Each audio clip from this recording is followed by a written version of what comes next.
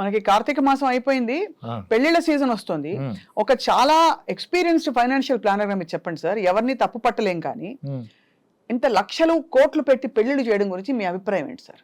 అయ్యో అద్భుతం కదా మేడం, అంతేనా? చేయగలిగే స్తోమతను చేసుకోవడం మంచిది కదా, అంతేనా? That contributes to economy. ఈ మ్యూచువల్ ఫండ్స్ పెరగాలంటే ఎవరో ఖర్చు పెట్టాలి కదా. అంతే అంటారు. ఇదంతా సర్క్యులేట్ అవుతుంది కాబట్టి ఏం పర్లేదు అంటారు. లేదు, ఒక తండ్రికి ఎంత అనుభవం మిగులుతుంది ఖర్చు పెడితే, స్థాయికి మించి కాదు, పెట్టగలిగిన వాళ్ళు పెట్టవచ్చు. అదే, అంటే నీకున్న ఓవరాల్ నెట్వర్క్ లో ఎంత పెడుతున్నావు అనేది ఇంపార్టెంట్. అది ఎవరి స్థాయికి వాళ్ళకి.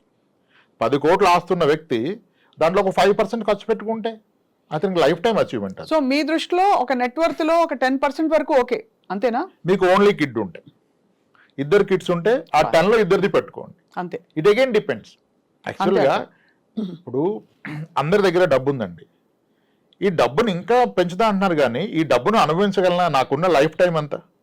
ఇక్కడ క్వశ్చన్ మీకు ఎంత ఉందని కాదు, మీరు మీ డబ్బుని క్రాస్ చేస్తారా, మీ డబ్బు మీ జీవితాన్ని క్రాస్ చేస్తుందా. The day you get to know మీ డబ్బే మీకన్నా ఎక్కువ రోజులు మిగిలిపోద్ది అన్నప్పుడు ఇంకా మీకు దేనికి వరి, ఖర్చు పెట్టండి, హ్యాపీగా ఖర్చు పెట్టుకుని అంతే. You can create wealth for others at least in the process. మనకి మంచి లైఫ్ పెట్టుకోవచ్చు. ఇది చాలా రెవల్యూషనరీ అప్రోచ్ అండి.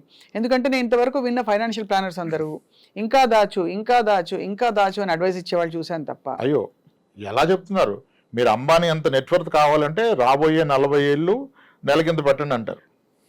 ఈ రోజు అంబానీకి ఉన్న నెట్వర్క్ మీరు మాట్లాడుతుంది, 40 ఏళ్ళ తర్వాత ఆ నెట్వర్క్ వాల్యూ ఉండదు బికాస్ ఆఫ్ ఇన్ఫ్లేషన్. మీరెందుకు ఆయనతో పోల్చుకుంటున్నారు? కాబట్టి ఆ రిస్క్ ని, ఆ వర్తమానాన్ని, భవిష్యత్తుని బ్యాలెన్స్ చేసుకుంటూ ఉండడమే సౌండ్ ఫైనాన్షియల్ ప్లానింగ్.